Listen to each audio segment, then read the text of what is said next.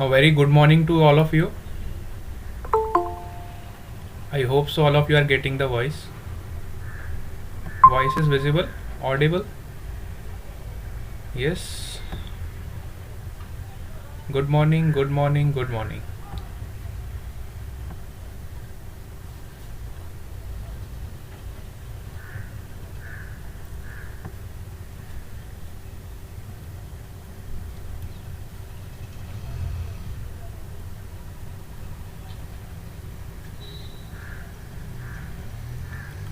सबको स्क्रीन दिखाई दे रहा है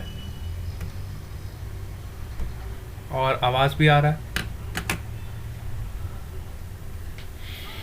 क्या बेटा? सबको स्क्रीन विजिबल है?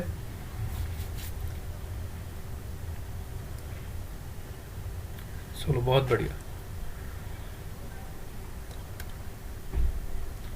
तो अभी सभी बच्चों को ऑनलाइन क्लासेस से कंपेटेबल होना ही पड़ेगा, है ना?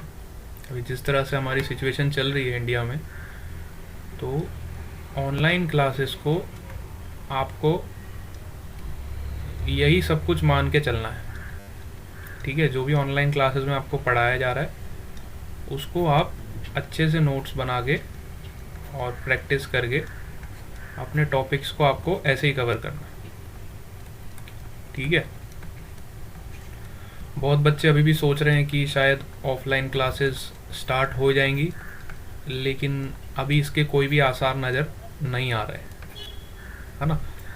और अगर ऑफलाइन क्लासेस स्टार्ट होएंगी भी, मान लो 1 महीने में, 2 महीने में, जब भी होंगी, तो हमारा ऑनलाइन क्लास तो चलता ही रहेगा, है ना? ऑनलाइन तो हमारे को एक्सेप्ट कर ही लेना है ना?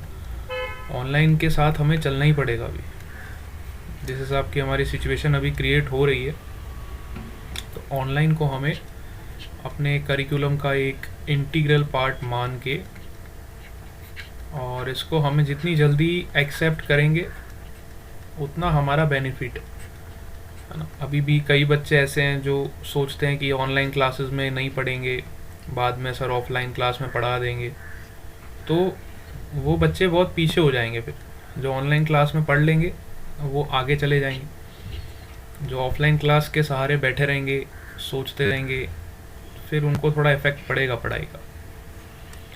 ठीक है, तो जितनी जल्दी आप इसके साथ फेमिलियर हो जाओगे उतना आपके लिए अच्छा है ना? अब स्कूल खुलते खुलते देखो पूरा साल निकलने को आ गया, अभी तक स्कूल स्टार्ट होने का कोई भी हमें वो रीज़न दिखाई नहीं दे रहा है ना? अभी भी जैसे स्टार्ट होने वाले थे आपके 23 से, लेकिन अब फिर due to hike in this corona cases फिर से आपके स्कूल वगैरह अभी नहीं खोलेंगे।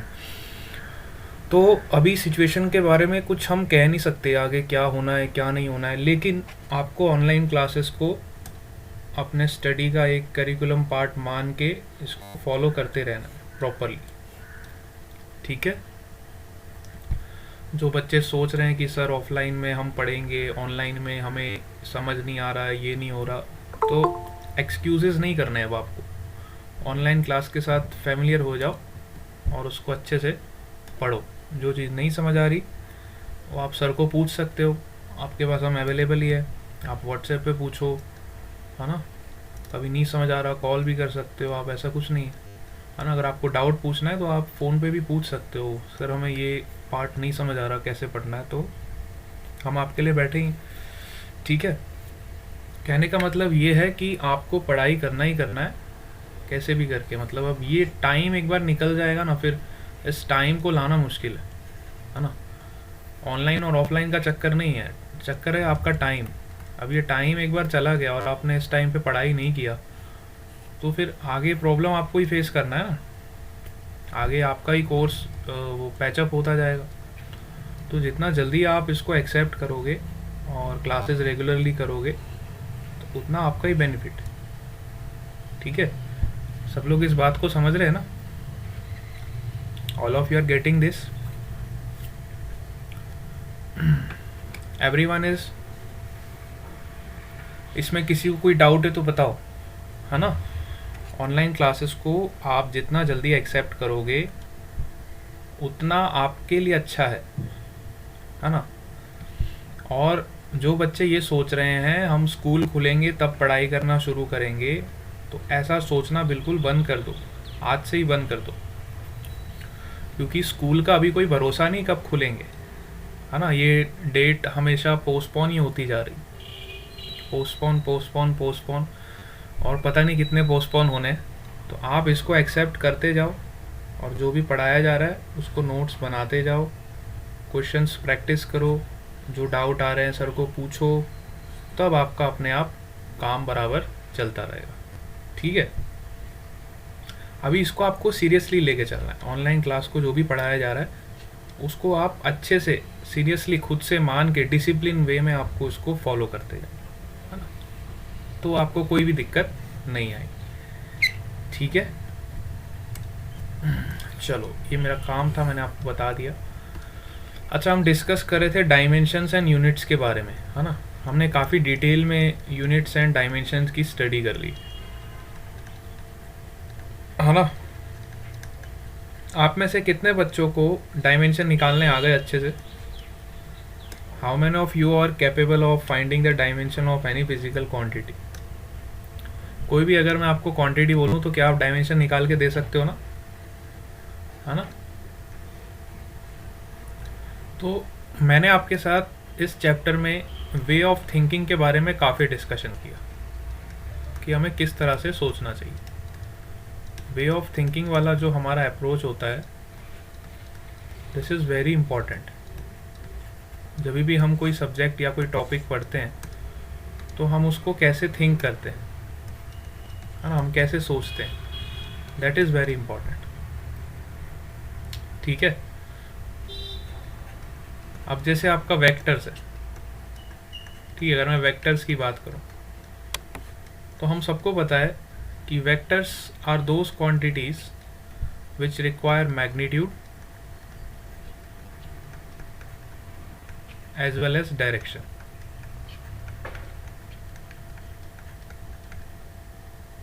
है ना, हम सबको पता है वेक्टर्स वो क्वांटिटीज है जिनको मैग्नीट्यूड भी चाहिए और डायरेक्शन भी चाहिए। लेकिन अब हमारा वे ऑफ थिंकिंग यहाँ पे कैसा होना चाहिए? अब मेरे दिमाग में क्या आया, मेरा वे ऑफ थिंकिंग कैसा होना चाहिए? देखो, वे ऑफ थिंकिंग वाला अप्रोच आप हमेशा यूज़ कर सकते हो किसी भी टॉपिक। हम सबको पता है वेक्टर वो क्वांटिटी है जिसका मैग्नीट्यूड भी होता है, जिसका डायरेक्शन भी होता है, ठीक है, और जिसमें यूनिट भी होता है, तीनों चीज़ें प्रेजेंट होती है। अब जैसे कि एग्जांपल मैं आपको दूँ, 5 मीटर पर सेकेंड आई कैप, हम सबको पता है कि this is a vector quantity, है ना। जैसे ही मैंने इसको डायरेक्शन दे दिया तो इसमें तीन चीज़ें प्रेजेंट है, one is your magnitude, second is your unit and third is your direction. तो इसको हमने नाम दे दिया कि ये आपकी वेक्टर क्वांटिटी होगी, ठीक है। ऐसा हम बोलते हैं कि जिस क्वांटिटी के पास तीन चीज़ें हैं वो वेक्टर क्वांटिटी। तो फिर मैंने आपको पूछा कि बेटा बताओ, अगर इस सर्किट में करंट फ्लो कर रहा है, ठीक है, और इस करंट से एक बल्ब ग्लो हो रहा है,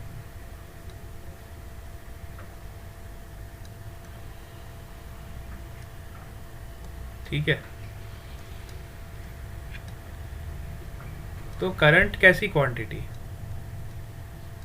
विच type of quantity current is, whether it is a scalar और it is a vector?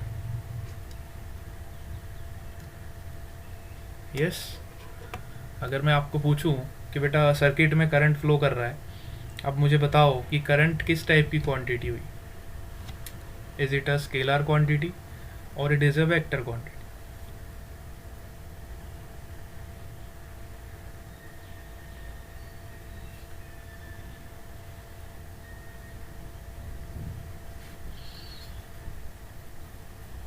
Any one of you?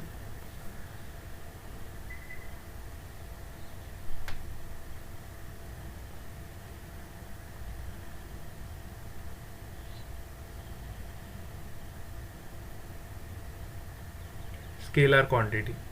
अब पूजा पटेल ने बोला स्केलर क्वांटिटी, है ना। खुशी Singh is also saying scalar quantity.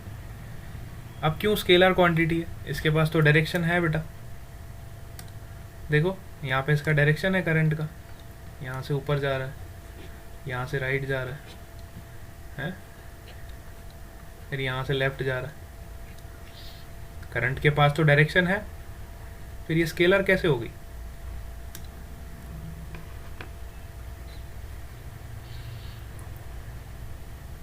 How can you say that current is a scalar quantity?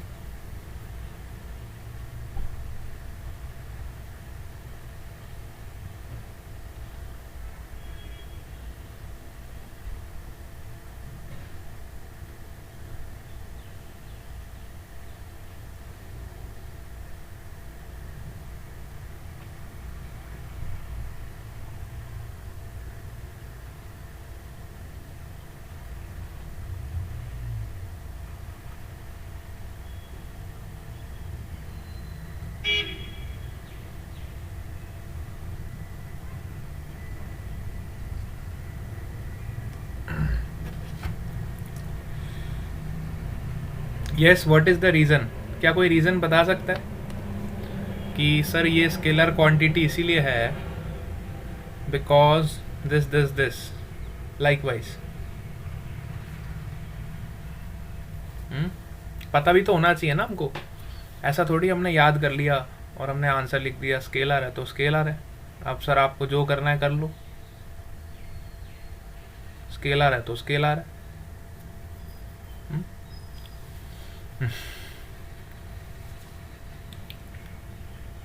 किसी को reason पता है? Any one of you?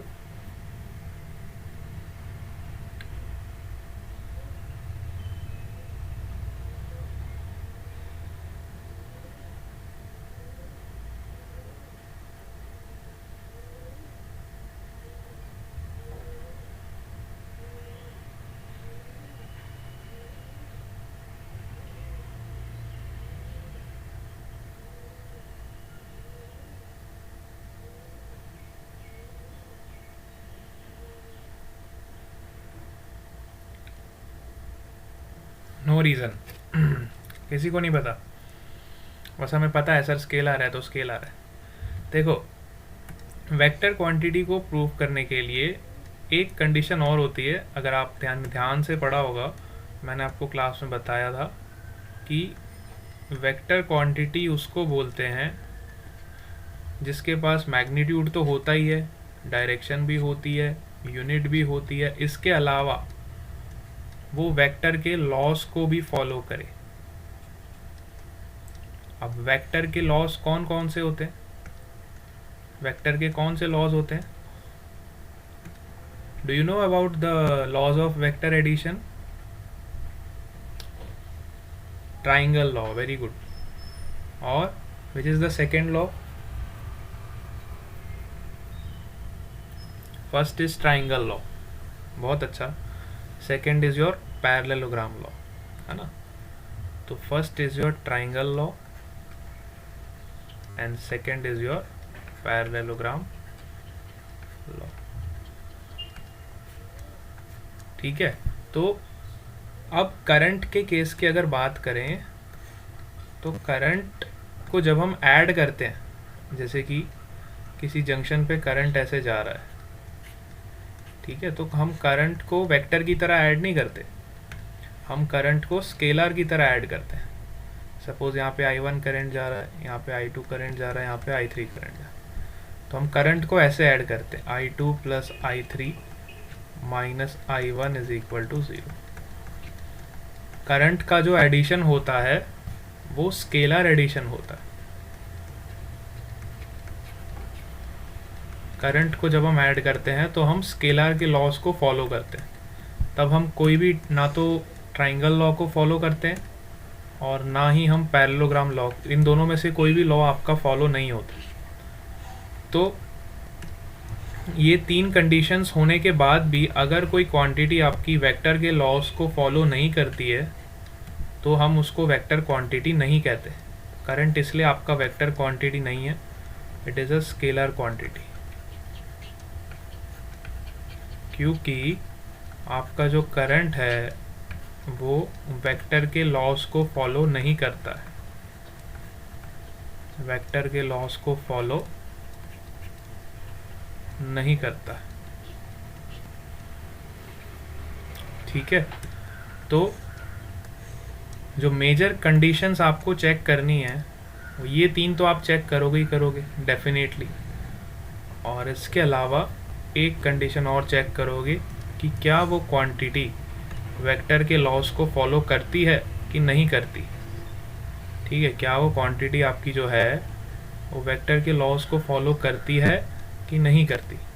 That is also one of the major factor.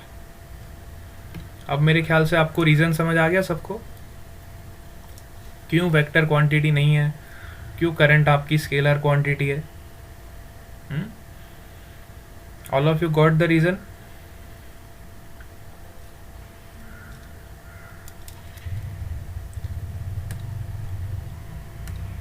अब सपोज करो मैंने आपको एक वेक्टर दिया, हम सबको पता है वेक्टर इस तरह से हम लिखते हैं, A vector is equal to 3i cap minus 2j cap.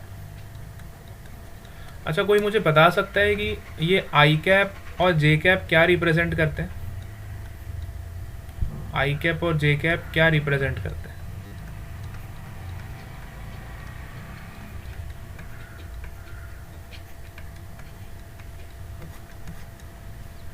What does this I cap and J cap represents? Direction. Very good. I cap कहाँ का डायरेक्शन रिप्रेजेंट करता है? चलो एक पॉइंट तो आपने सही बताया, I cap और J cap क्या रिप्रेजेंट करते हैं? It represents direction. अब मैं आपको पूछूं I cap कौन सा डायरेक्शन को रिप्रेजेंट करता है? आई कैप एक्स एक्सिस को रिप्रेजेंट करता है। वेरी गुड, आई कैप जो है आपका एक्स एक्सिस को रिप्रेजेंट करता है। जनरली हम ये मान के चलते हैं, ये हम स्टैंडर्ड नोटेशन क्योंकि हमारे बुक्स में इस तरह से दिए हुए हैं तो हम ये मान के चलते हैं कि आई कैप का मतलब एक्स एक्सिस, जे कैप का मतलब वाई एक्सिस, है ना, और के कैप का मतलब जेड एक्सिस। ठीक है, हम ऐसा मान के चलते हैं because these are standard notations. लेकिन ऐसा ज़रूरी नहीं है कि आप हमेशा आई कैप को एक्स एक्सिस से ही रिप्रेजेंट करो। अगर आप अपना खुद का एक कोऑर्डिनेट सिस्टम डिफाइन करते हो, है ना, जनरली तो हम ये ट्रेंड को फॉलो करते हैं। ठीक है, सभी स्टैंडर्ड बुक्स में इसी ट्रेंड को फॉलो किया जाता है। लेकिन कई बार आपको क्वेश्चंस में दिया होता है कि this is the direction of A cap, this is the direction of B cap and this is the direction of C cap. ठीक है ना, तो कई बार आपको क्वेश्चंस में इस तरह से डायरेक्शंस को दिया होता। ठीक है, जनरली तो हम जो नोटेशन यूज़ करते हैं, आपने सही बताया, एक्स एक्सिस के लिए आई कैप, वाई के लिए जे कैप, जेड के लिए के cap, this is our standard notation. मतलब हम मान लेते हैं कि अगर आई कैप दिया है तो यही हो।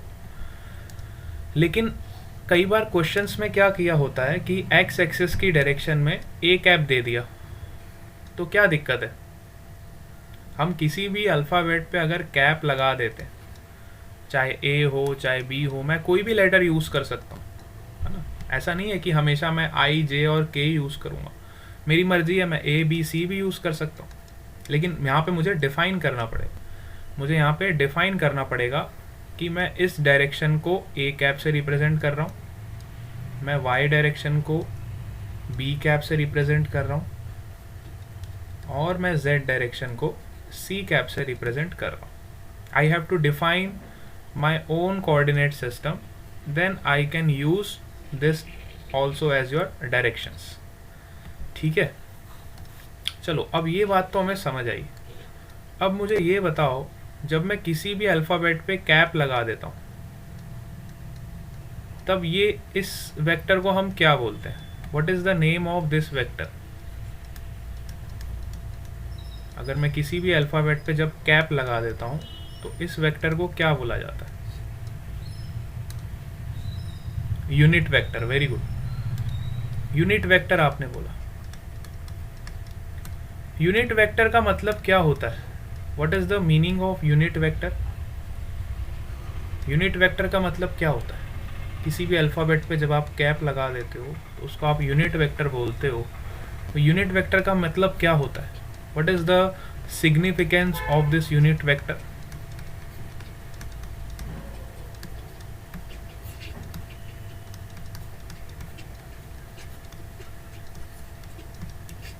What is the significance of this unit vector? हम सब ने पढ़ रखा है कि हम किसी भी अल्फ़ाबेट पे अगर कैप लगा देते हैं तो वो यूनिट वेक्टर बन जाता है। तो यूनिट वेक्टर का जो सिग्निफिकेंस है वो क्या है, हम इसको यूनिट वेक्टर क्यों बोलते हैं? ऐसी कौन सी चीज़ है जो हमने इसका नाम यूनिट वेक्टर रखा है?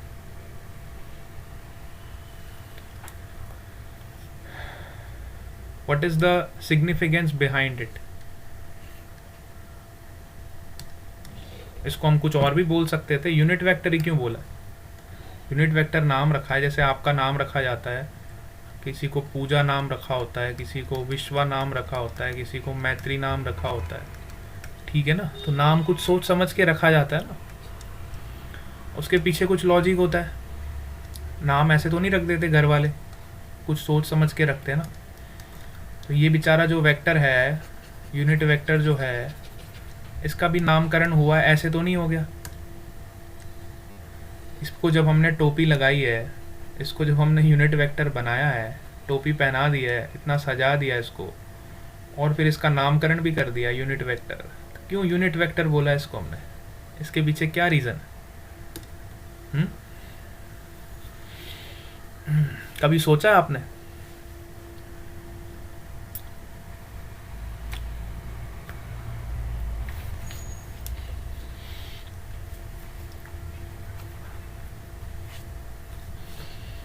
खुशी सिंह, प्रियांशी, हैं, इतने अच्छे अच्छे नाम हैं आप लोगों के, हितेश, विश्वा, पूजा, मैत्री।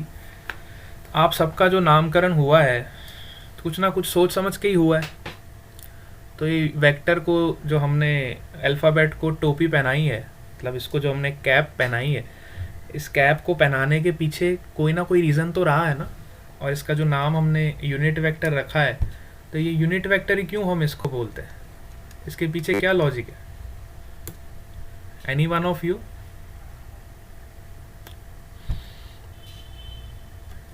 बेटा आज आपको सोचने का तरीका बता रहा हूँ कि वेक्टर आप अच्छे से पढ़ चुके हो, लेकिन फिर भी आज जिस तरीके से मैं आपको बता रहा हूँ, आपकी कनेक्टिविटी बनती जाएगी। अगर आप बड़े ध्यान से इस लेक्चर को सुनोगे तो आपकी एक रिदम फॉलो होती जाएगी और आप हर चीज़ों को कनेक्ट करते जाओगे, ठीक है?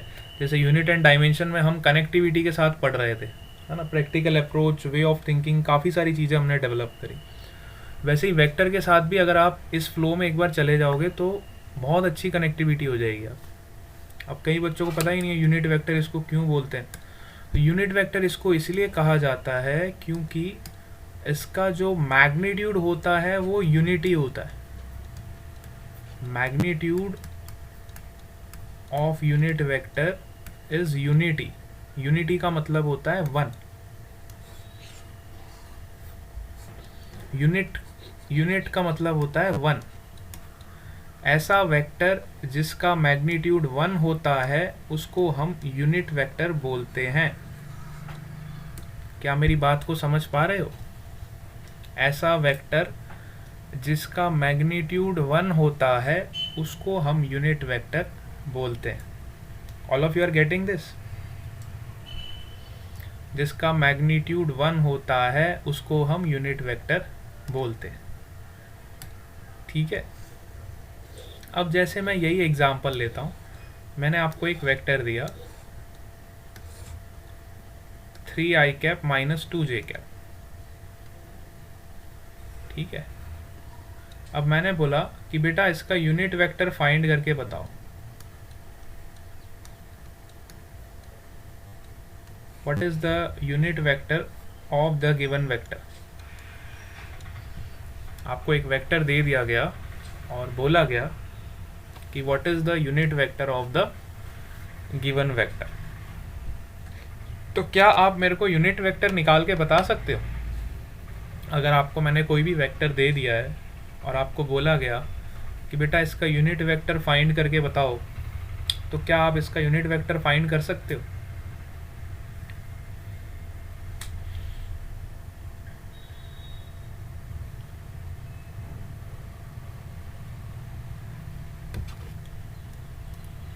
अब यूनिट वेक्टर फाइंड करने का तरीका क्या होता है? देखो इधर, यूनिट वेक्टर हम कैसे निकालते हैं?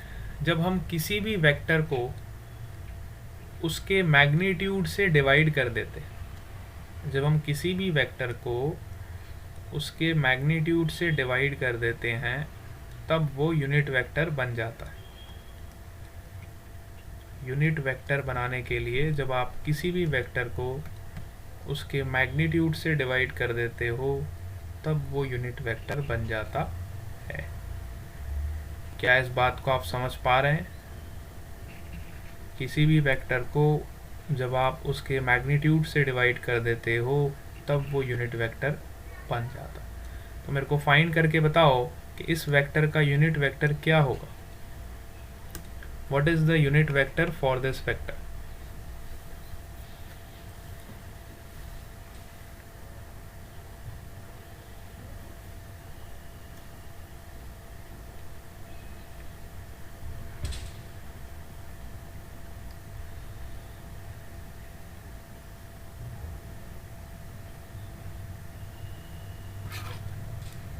अब मैंने मैग्नीट्यूड नहीं पूछा, देखो कई बच्चे आंसर 1 बता रहे हैं।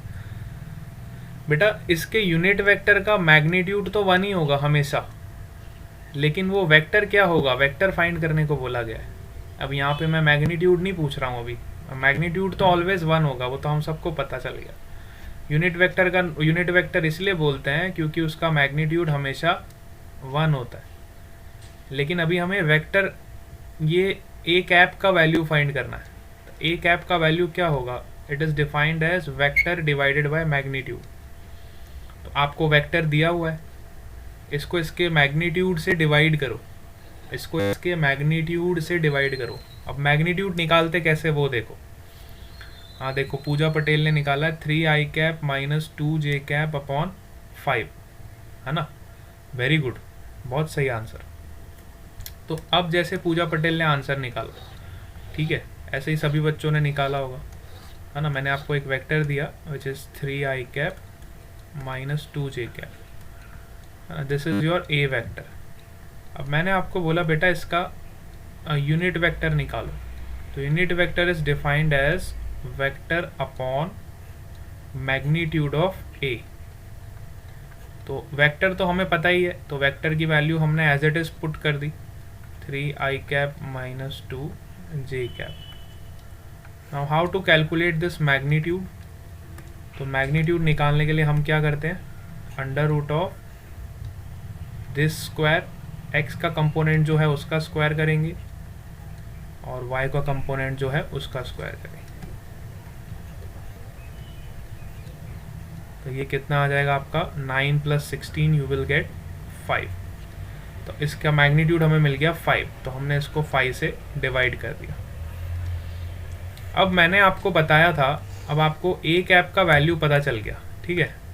ए कैप का वैल्यू क्या मिल गया, 3i cap upon 5 minus 2j cap upon 5। अब इसका मैग्नीट्यूड 1 होता है, हम सबको पता है। This is your unit vector. इसको हम क्या बोलते हैं, इसको हम बोलते हैं यूनिट वेक्टर ऑफ ए। तो हम सबको पता है, वी ऑल नो दैट, इसको यूनिट वेक्टर इसलिए बोलते हैं क्योंकि इसका मैग्नीट्यूड 1 होता है। अगर मैं ए कैप का मैग्नीट्यूड निकालूं, ए कैप का मैग्नीट्यूड निकालूंगा तो मुझे क्या मिलेगा, 1। यहाँ पे मैंने जो मैग्नीट्यूड निकाला था, ये मैंने ए वाले वेक्टर का मैग्नीट्यूड निकाला। This is the magnitude of A vector, this is not the magnitude of A cap. मैंने आपको बोला है ए कैप का मैग्नीट्यूड हमेशा 1 होगा। अब ए कैप का वैल्यू क्या है, ये। अब आप चाहो तो इसका मैग्नीट्यूड निकाल के देखो, इसका मैग्नीट्यूड क्या होगा। ए कैप का मैग्नीट्यूड अगर निकालना है तो आप ऐसे निकालोगे, अंडर रूट ऑफ इसका जो x कंपोनेंट है उसका स्क्वायर करोगे, 3/5 का स्क्वायर प्लस इसका जो y कंपोनेंट है उसका स्क्वायर करोगे, -2/5 का स्क्वायर। अब जैसे आप इसको सॉल्व करोगे, यू विल गेट 9/25 प्लस 4 कितना आ रहा है, बेटा 5 कैसे आया था यार तुम्हारा? Under root of 3 square plus 2 square कितना होता है? 5 होता है क्या? यहीं पे गड़बड़ करी ना पूजा पटेल। मैंने भी आंसर लिख दिया तुम्हारे चक्कर में। देखो ये अंडर रूट ऑफ 3 3 या 9 प्लस 4 13 होता है बेटा। This will be root 13। तो ये आपका रूट 13 होगा, ना कि 5 होगा। मीन्स यहाँ पे आपका रूट 13 आएगा। ठीक है बेटा, कैलकुलेशन का ध्यान रखा करो, ऐसे गड़बड़ नहीं किया करो। Calculation is very must. This will be root 13, this will be root 13, this will also root 13, this is also root 13. When you do the square you will get 9 upon 13 plus 4 upon 13. इसको जब solve करोगे you will get 13 upon 13 is equal to root 1 is equal to 1. So magnitude of unit vector is always 1. Magnitude of unit vector is always 1. Hence it is known as unit vector. इसलिए इसको हम unit vector बोलते हैं।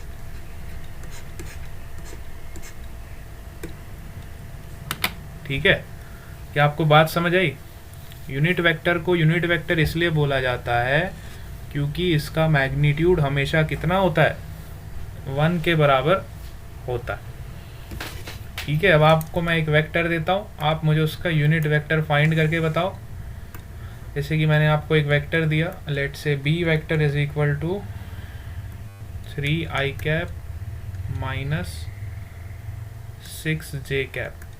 तो अब आप क्या करोगे? सबसे पहले what is the value of this unit vector,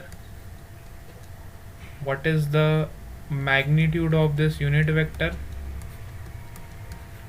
and what is the magnitude of this b vector. Find all the three things. ठीक है, आपको कोई वेक्टर दिया हुआ है, आप उसका यूनिट वेक्टर निकालो, उसका मैग्नीट्यूड निकालो और बी वेक्टर का मैग्नीट्यूड निकालो। चलो फाइंड करके बताओ मेरे को।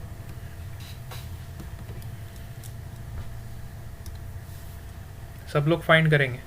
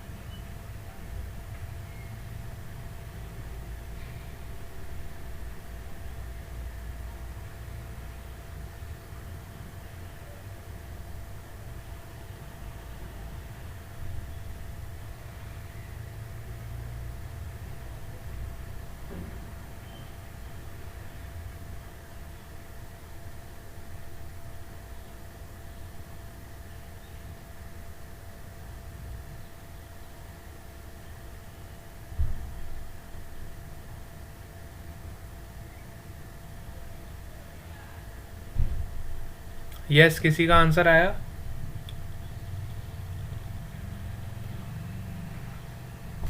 जल्दी से बताओ, सबको आंसर करना है।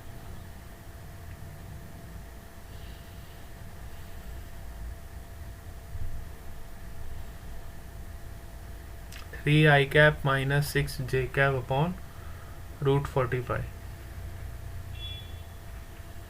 सबका यही आंसर आ रहा है। बाकी बच्चों का?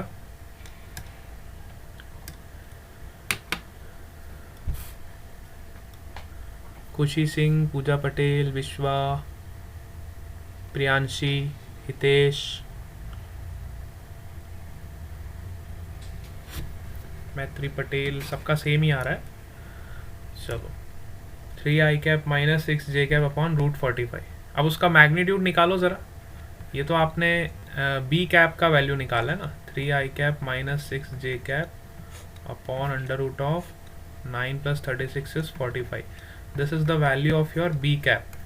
Now what is the value of magnitude of b cap? इसका मैग्नीट्यूड कितना होगा? What is the value of magnitude of b cap?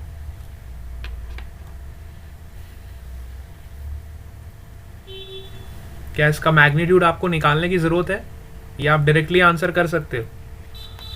हाँ, डायरेक्टली देखो आंसर आप दे सकते हो ना, 1, क्योंकि यूनिट वेक्टर का मैग्नीट्यूड हमेशा कितना होता है? 1 होता है। तो यू कैन डायरेक्टली आंसर, लेकिन यहाँ देख लेना, अगर यहाँ पे कैप लगाए तभी इसका मैग्नीट्यूड 1 होगा। अगर यहाँ पे वेक्टर लगाए तो इसका मैग्नीट्यूड 1 नहीं होगा। अगर वेक्टर लगा हुआ है यहाँ पे तो आपको इसका मैग्नीट्यूड निकालना है, और इसका मैग्नीट्यूड कितना है? √45। सो ये आपको बहुत ध्यान रखना है कि बी के ऊपर कैप लगाए कि बी के ऊपर वेक्टर लगाए। अगर वेक्टर लगा है तो उसका मैग्नीट्यूड 1 नहीं होगा, है ना। Magnitude of B vector is not equal to magnitude of B cap,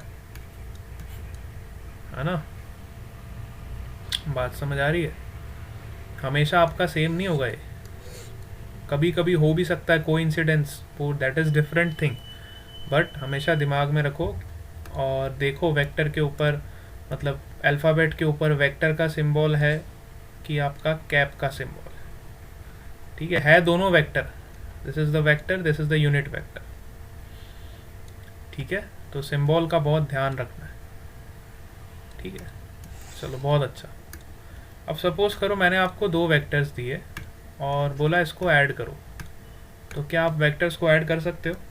जैसे मैंने आपको बोला A vector is equal to 3i cap minus 2j cap and B vector is equal to 2i cap plus 3j cap.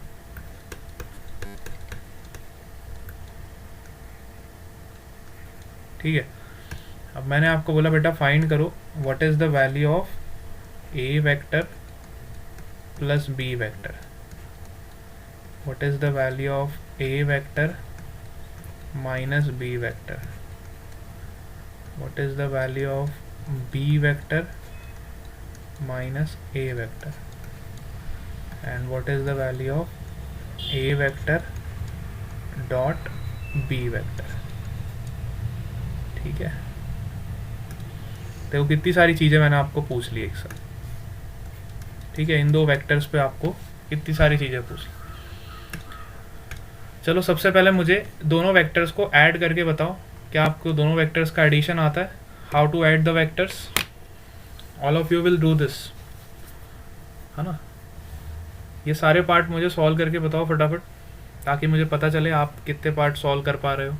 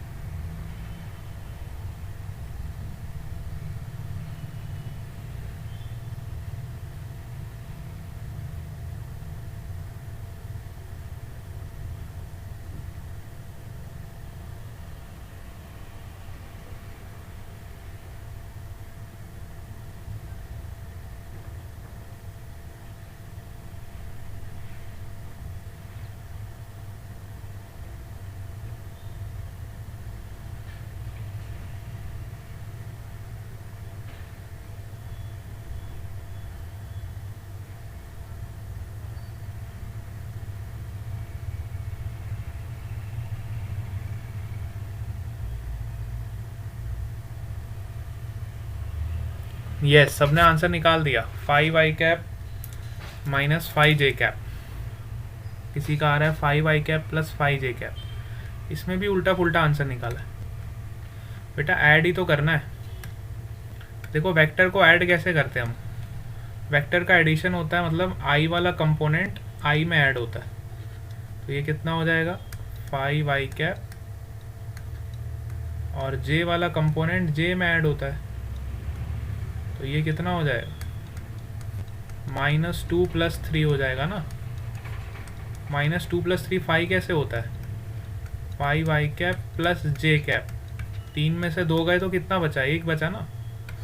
Addition में भी गलती करते हो। तीनों में से सबका आंसर रॉन्ग आया, एक का भी सही नहीं आया।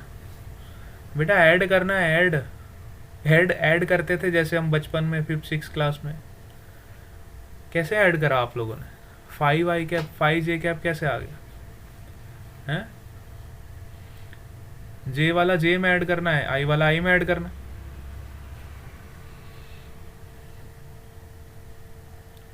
दिमाग रख के सो के बैठे हो लगता है मेरे को।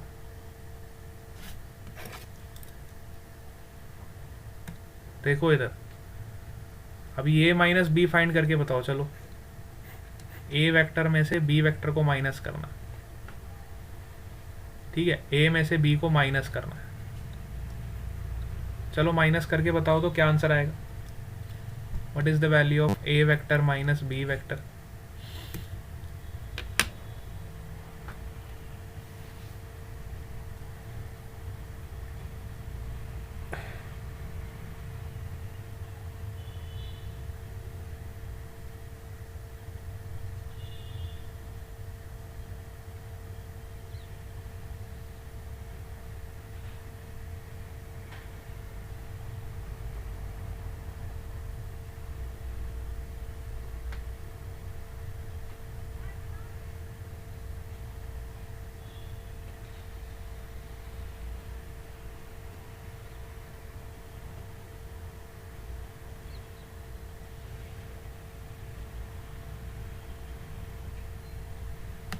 a माइनस बी करो, चलो फटाफट।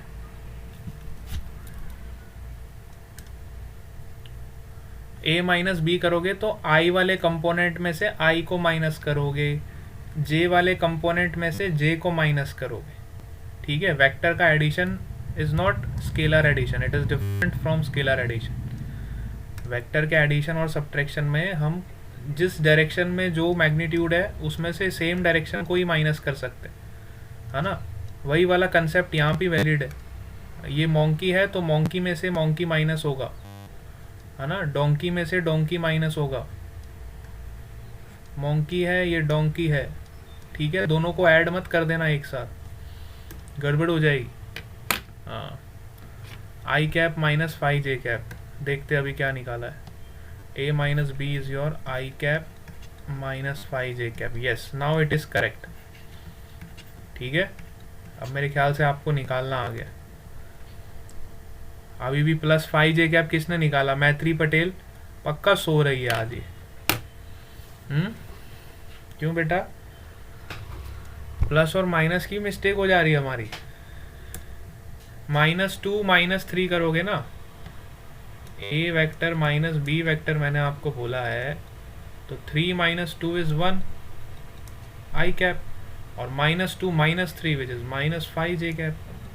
इसमें कौन सी रॉकेट साइंस थी बताओ।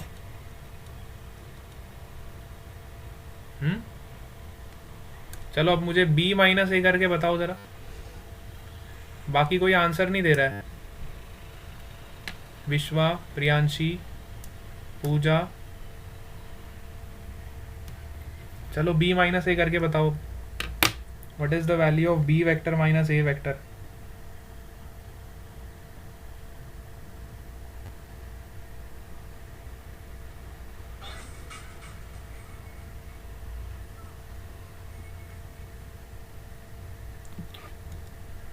What is the value of b minus a vector?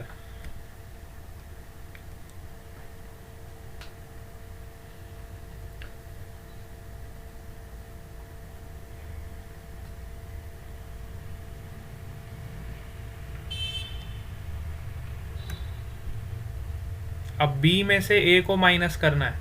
पहले आपने ए में से बी को माइनस किया था, अब बी में से ए को माइनस करोगे।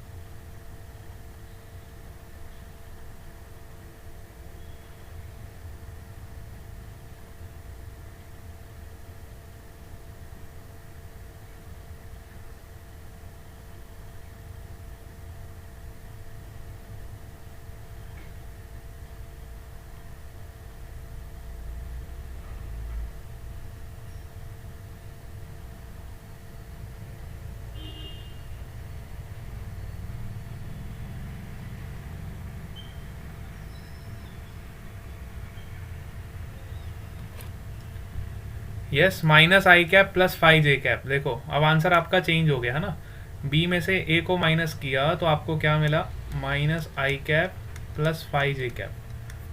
अब यहाँ से मैं आपको एक क्वेश्चन पूछता हूँ, क्या A minus B is equal to B minus A? क्या A minus B is equal to B minus A? खुद से देख के बताओ, आपने जो आंसर निकाला है उसमें से वेरीफाई करके बताओ, क्या A vector minus B vector is equal to B minus A vector? क्या ये स्टेटमेंट राइट है? No, it is not true, है ना, इट इज नॉट ट्रू। तो ऑलवेज कीप इन माइंड कि जब भी आप दो वेक्टर्स को सब्ट्रैक्ट करते हो, है ना, तो उसका जो रिवर्स होता है वो कभी भी इक्वल नहीं होता है। ठीक है, a minus B is never equal to b minus. ठीक है, अब आप लोग होमवर्क में सब लोग फाइंड करोगे what is the value of a dot b। Homework में फाइंड करके बताना what is the value of a dot b। ठीक है, अभी हम क्लास को यहीं पे एंड कर रहे हैं, कल हम आगे कंटिन्यू करेंगे। ठीक है बेटा।